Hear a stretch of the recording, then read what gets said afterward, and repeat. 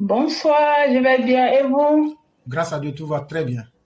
Ah, Dieu merci. Ok. Donc, on va vous laisser la parole. Ok. Bonsoir tout le monde. Voilà. Donc, bon, ce soir, je vais parler un peu, bon, encore à Blé Goudé. Voilà. Voilà. Donc, j'ai vu que Blé Goudé, après la sortie du ministre Cissé Bakongo, j'ai vu que Blé Goudé, bon, il avait été invité à une interview. Voilà. Bon, j'ai pas regardé, j'ai pas écouté ce qu'il a dit, mais c'était écrit que bon, il donnait ça pas de réponse bon au ministre.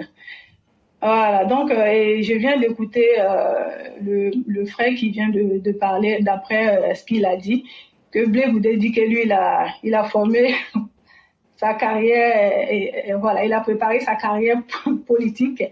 Que donc, faut pas on va venir mettre faut pas en venir déranger ça en fait quoi. Franchement. Donc moi je voulais savoir, est-ce que Monsieur Blegoudé, est-ce que vous vous êtes pas trompé? Vous voulez peut-être dire carrière criminelle peut-être, parce que je me rappelle pas de quand vous avez été politicien, hein? Et puis je voulais aussi vous donner un conseil. C'est pas la peine de vous déguiser en costume et tout. Ça ne sert à rien. Il vaut mieux que vous portez les vêtements que vous portez avant pour aller assassiner les gens là. Il vaut mieux porter ça. Parce que vous vous déguisez ou pas, c'est gravé, c'est écrit sur votre front.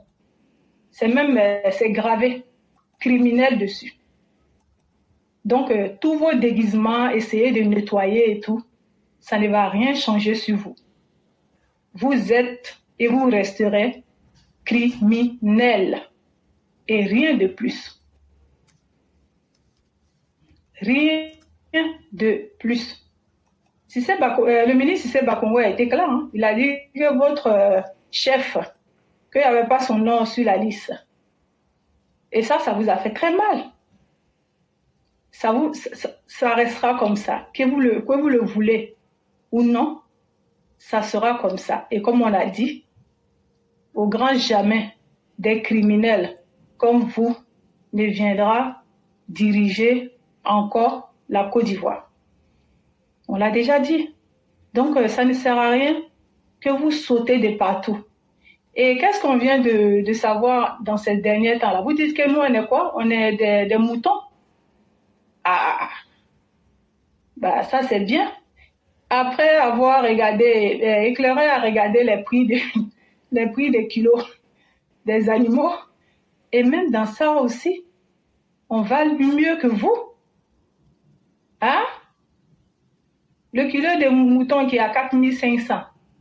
Et vous, votre kilo de porc, de cochon, ça ne coûte que, je ne sais pas, c'est 1000 et quelques francs. Ou si c'est trop, c'est 2000, même pas même. Eh, non, franchement, on peut ne rien valoir comme ça en étant humain. Vous ne valez rien. Et même en étant animal aussi, là, vous ne valez rien encore. Aïe, aïe, aïe, aïe, aïe, aïe, aïe. Mais du coup, qu'est-ce qu'on va faire de vous alors? C'est dans quoi vous allez être bon? Ah, vraiment, pour vous là, ce n'est pas de la malédiction, je ne sais pas, ça n'a pas de nom. Eh, vous n'allez pas avoir pitié de vous et aller tranquillement, aller vous cacher quelque part. Parce que cette honte-là, non, c'est trop. Vous avez cru qu'en disant que nous, on est moutons, ça allait vous mettre en haut. Mais sans le savoir, vous nous avez mis encore debout. C'est comme ça. Pour nous, c'est naturel. On est devant vous sur tout. Le président qui vient du Nord est 1000 fois intelligent et a fait 1000 fois plus de choses que vous. Vous, les soi-disant vrais Ivoiriens. Et puis, attends, est-ce que tu es au courant même que ton chef là, le bâtard, Laurent Gbagbo, est-ce que tu sais que c'est un Malien? Ah, je pense que tu n'es pas au courant. En fait, je vais t'expliquer rapidement. Quand sa maman Il était jeune. Ses parents lui ont donné en gage à un Malien, un Maraca, à cause de la pauvreté, par manque de ne pas pouvoir payer l'électricité ou le crédit de ce Maraca-là. Ils sont allés la donner en garant. Ah, comme Maraca, tiens, vous n'avez pas confié femme à Maraca. C'est comme si on confiait de la viande à un lion. Ça là, le Maraca là, tiens, lui il a dit ok, il n'y a pas de problème. Le gars a mis toutes ces stratégies en place là. Et c'est dans ça que bon, les choses se sont faites et on va appeler ça la physique expérimentale. Là. En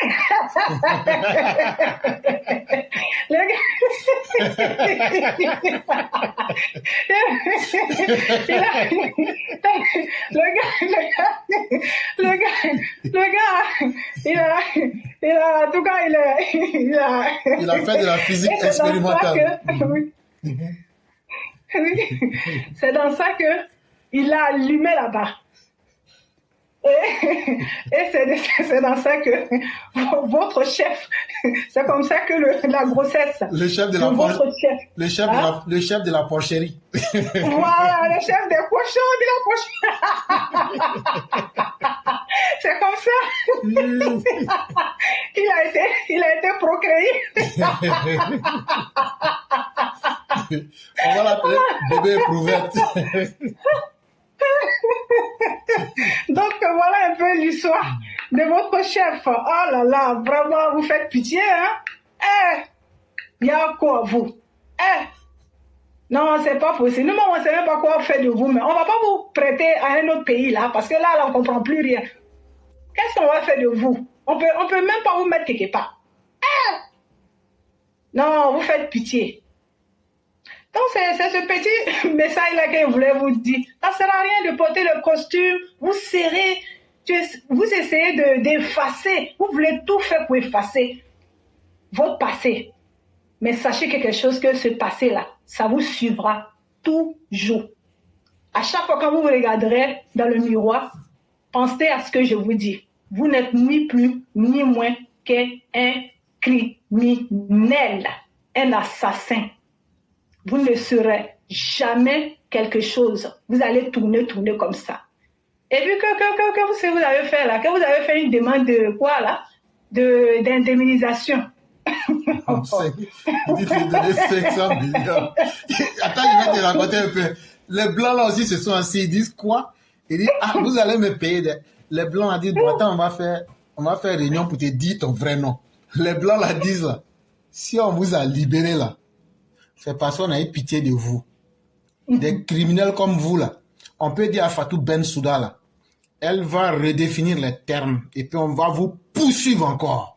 C'est ça, vous voulez mettre ces 500 millions, tu veux. Il dit, c'est bon comme ça, je ne veux rien. Et si tu es garçon, il faut demander encore.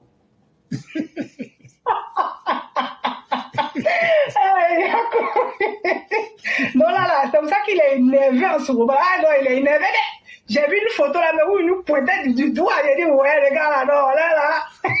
Il faut lui dire qu'il n'est pas encore énervé. Sinon, s'il est énervé, là, il n'a qu'à sortir avec ses machettes et puis on va s'affronter dans la rue. Voilà. C'est tout. Non, il va nous faire plaisir en faisant ça. Donc, voilà, c'est ce que je voulais dire sur ça. Vraiment. Et puis, voilà. Merci beaucoup, chère mère. Surtout, j'ai aimé la partie où ses parents ont été incapables de payer impôt. Les Blancs, là, ils ne s'amusent pas avec impôt. Tu n'as pas pu payer, là. Ils avaient des chapeaux, là. C'est rouge comme ça. Les gardes Froco, là, à l'époque, là. Ils sont partis. Ils disent, ma commandant nous a envoyé dans votre village. Vous va payer impôt. Les parents de Babo disent là, c'est ça des pharisiens en fait. Ils ne travaillent pas. Ils disent que Banane là n'a pas donné cette année. Les gars là disent quoi? Ils disent Banane là n'a pas donné. Ils disent mais vous là, comme Banane n'a pas donné, mais vous avez pu donner un enfant là. Gado Marguerite là. Bon, ils ont tué l'enfant là en même temps. C'est dans ça, les maracas se sont retrouvés en train de faire de la physique expérimentale. Et c'est son résultat qu'elle a vendu des chewing-gums. Voilà. Petit microbe. Il est né dans ça, dans les voitures de l'Ordou là. Les voitures qu'on appelle rendez-vous chez vous là. Ou quand tu es assis, c'est serré comme ça, c'est bâche. Vous vous regardez, tu aimes ou tu n'aimes pas, vous vous voyez. Du début jusqu'à la fin, vous vous regardez dans le visage là. C'est ça qu'on appelle rendez-vous chez nous. Donc, ils sont assis dans ça là. Mais l'enfant là rentré dans les véhicules là. Et puis, il vole chewing-gum des gens, il mange nourriture des gens dans la voiture là. Lui-même, c'est lui-même qui dit quand il était petit, il volait. Il a dit ça, que quand lui il était petit là, lui il était un grand voleur. Mais c'est son résultat qu'elle a là. Il est venu dire que Oufou a volé lui sur sa victoire. Il dit encore que Guéa a volé sa victoire. Il dit encore que Ouattara a volé sa victoire. Comme les deux premiers là, il avait laissé là. Ouattara a coupé sa queue, comme un porc sans queue. Il a crié, il n'a pas dit. Ouattara dit, moi là je suis Mossiro. Moi je ne m'amuse pas beaucoup. Lui il a coupé sa queue. Il est tombé comme un fruit pourri. Pah! Il veut revenir encore. Mais cette fois-ci là, ça sera son terminus. Voilà. Blé Bré n'a pas dit lui il a fait carrière politique. Carrière politique il a fait là. On va venir, il va lire ça devant nous. J'ai dit, c'est fini pour eux. Mais comme eux-mêmes ne savent pas là, on va les amener au garage. Nous, ce qu'on dit seulement à la population là, on ne va plus leur faire cadeau. Et ce qu'on dit là, eux-mêmes pensent qu'on s'amuse. Mais ils n'ont qu'à attendre. Ils n'ont qu'à attendre. Voilà. Quand ça va se verser sur eux là, c'est comme quand tu vas au champ et puis un coup, il y a des guêpes ou même des abeilles qui sont là, tu tapes le bois là, et puis c'est verse sur toi un coup là. C'est comme ça ils vont sentir ça dans leur corps. Donc soyons sereins, continuons notre travail et Dieu dira de quoi demain est fait. C'est ça, non. Vraiment, merci beaucoup. On va vous souhaiter une excellente soirée et bien des choses à toute la famille. D'accord, merci beaucoup. Bonne soirée. Merci infiniment. Au revoir. Bye.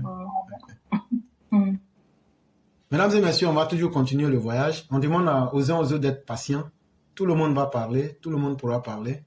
Seulement, la ligne est longue, donc soyez patients avec nous. On va donner la parole à chacun et à chacune.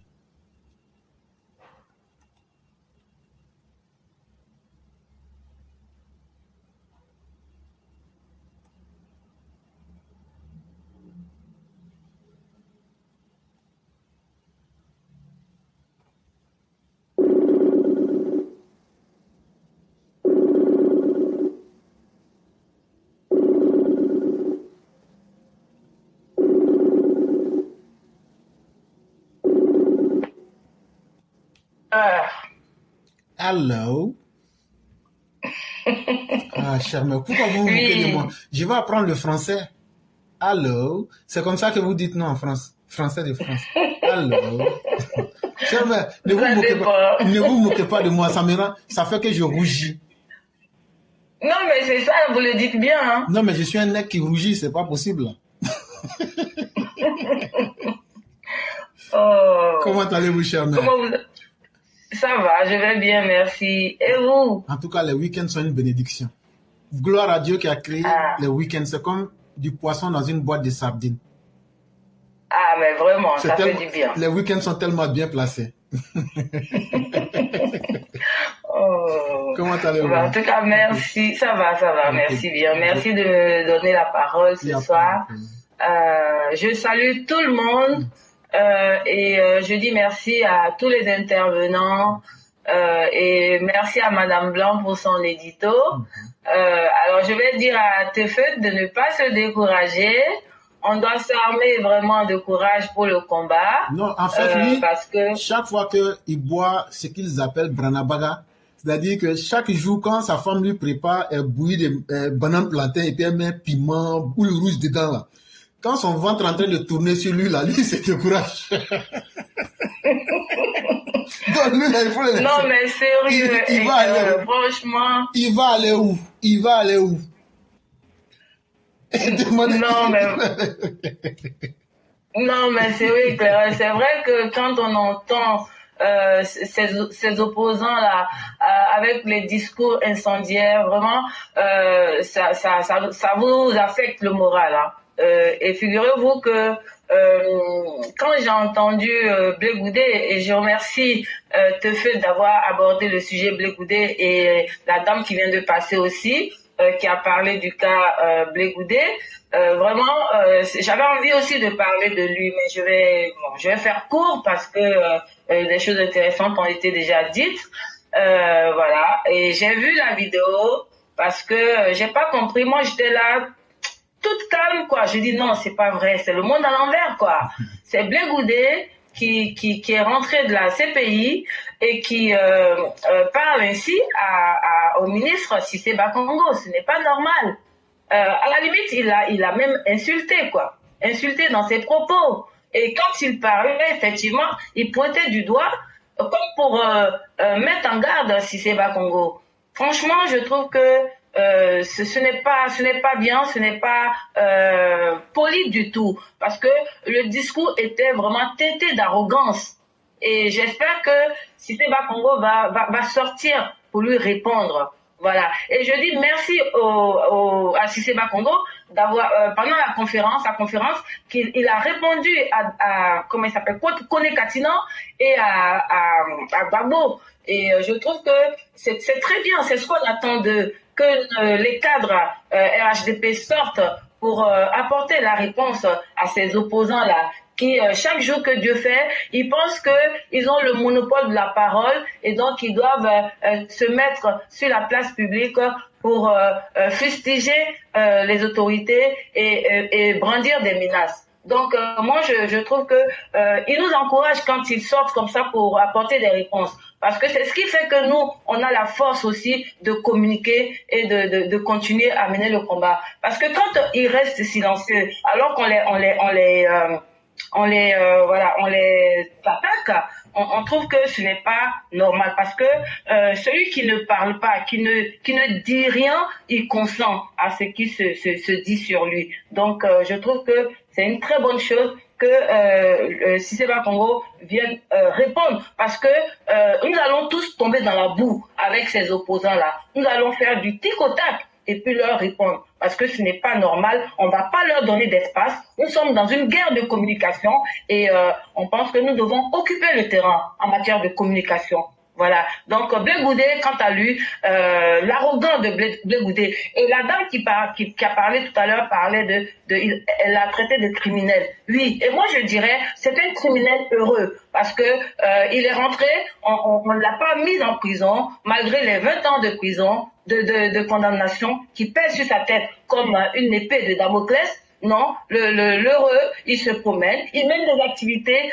politiques et puis il dit ce qu'il veut. Il parle de mensonges, parlant de Cissé Bakongo, mensonges, que lui, il doit garder son image et donc il n'accepte pas qu'on le discrédite. Toi, Blé Goudé, toi le tueur, toi qui pendant la crise a amené les jeunes à l'abattoir. Et aujourd'hui, tu nous dis que tu veux sauver la jeunesse. Quelle jeunesse? Cette jeunesse-là qui aujourd'hui est devenue adulte, que tu as manipulée en invitant à aller à l'état-major pendant la crise pour se faire enrôler sans formation aucune pour intégrer l'armée. Alors c'est cette jeunesse devenue adulte que tu veux convaincre aujourd'hui par tes tournées. Cette Blé Goudé, tu es nul. À part dire des proverbes à la con là, que ton grand-père t'a les proverbes que ton grand-père soi-disant t'a récité, que aujourd'hui tu reprends pour amuser la galerie. À part ça, qu'est-ce que tu sais faire?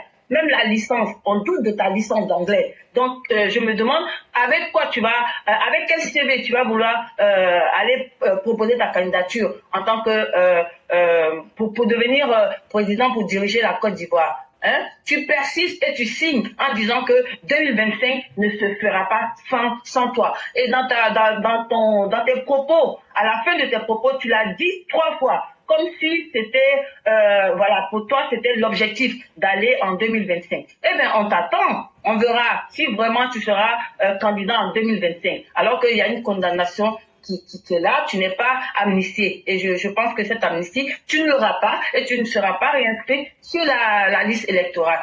D'accord? Donc, 2025, on t'attend et on verra ce que tu vas faire. Parce qu'on en a marre. On en a marre de vos discours incendiaires. On en a marre de vos arrogances.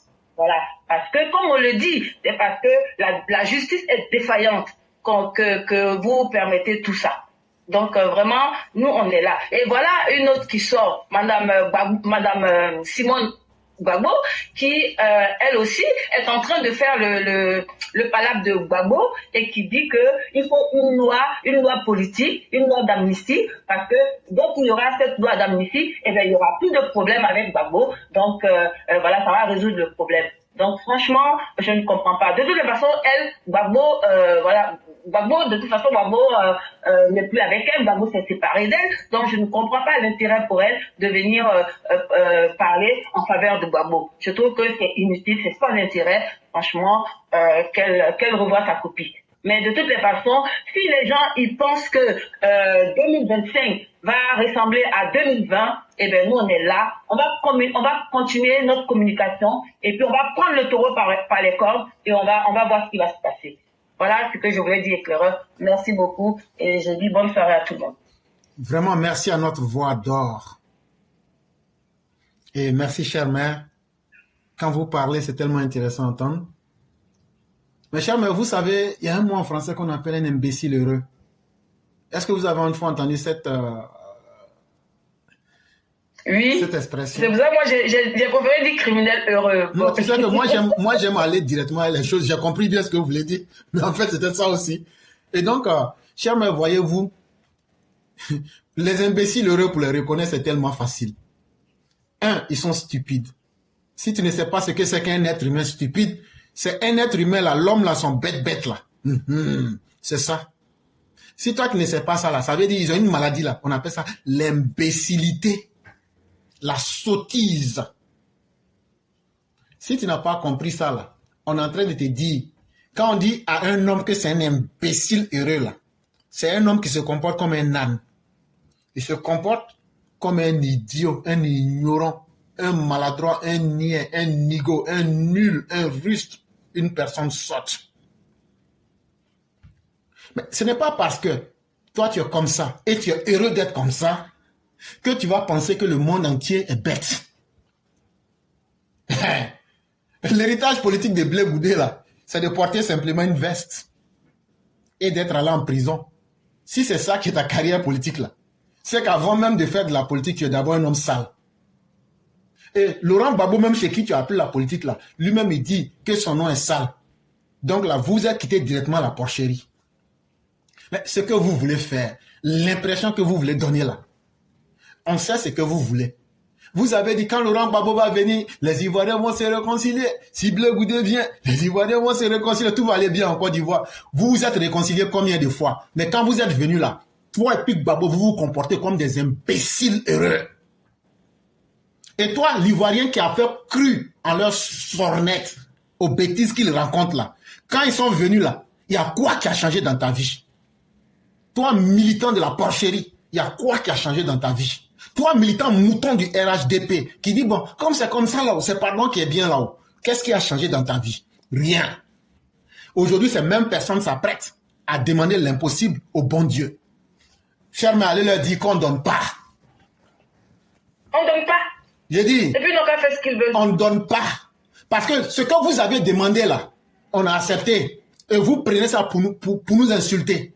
C'est parce qu'on a donné amnistie que Katina insulte aujourd'hui Alassane Ouattara. Il insulte Cissé Bakongo. Toi, Blé Goudé, tu n'as même pas encore reçu amnistie. Tu garantis déjà la République. Gbagbo n'a pas encore reçu amnistie. Il dit tant qu'eux n'ont pas amnistie. Mais ce sont les criminels qui demandent l'amnistie. Ça, il faut qu'on vous dise ça clairement. Maintenant là, vous allez faire tomber Ouattara, vous appuyez son cou et puis vous prenez Bic, vous mettez dans sa main. Vieux aussi, il faut signer, truc là va passer. Si Vieux aussi a signé là, c'est son problème. Maintenant, si Vieux aussi signe là, vous allez aller aux élections. Non? C'est pas pour prendre... Ouattara, il a volé l'élection. Complot de la communauté internationale. On va faire sortir les militants. J'ai dit, on va enlever bêtises là dans vos corps. On va dire à chaque personne, fusil, machette, tout. Ce que vous voulez faire là, on va aller là-bas ensemble. Et puis on va... J'ai dit, tout ce que vous êtes en train de faire là, vous êtes les braves dans vos films, non? Mais nous aussi là, dans notre propre film là, nous on est nos propres braves. On va reprendre ça 1000 fois là. Nous on va vous écraser 1000 fois. C'est-à-dire que militairement, politiquement, physiquement, intellectuellement, spirituellement, c'est vous qui rêvez, mais vos rêves là, ça va nulle part. Nous on rêve pas. Mais ce que nous on vous dit là, on voit ça sur le terrain. Cette fois-ci là, les gens sont en tas sur vous comme ça là. J'ai dit, de toute façon, on va vous écraser là. Vous n'aurez plus envie de faire politique en Côte d'Ivoire. Mais dites-moi merci, hein. Dites-moi merci. Moi, je sors pour vous avertir. Mais comme il y a beaucoup d'imbéciles heureux parmi eux, ça sera votre terminus cette fois. Et chers mères, ne vous en faites même pas. Alassane Ouattara lui-même ne pourra rien faire. Mais quand on sort pour leur dire, ils pensent qu'on s'amuse. Mais ils vont goûter ça avec une rigueur qui va leur couper toute envie de faire de la politique. Vraiment, merci beaucoup, chère mère. C'est ce que je voulais ajouter. Ok, c'est moi qui vous remercie. Et puis, bonne écoute à tout le monde. Bonne suite d'émission. Merci infiniment, chère mère. Et on vous souhaite vraiment toute la bonté divine. Amen. Merci. Merci beaucoup.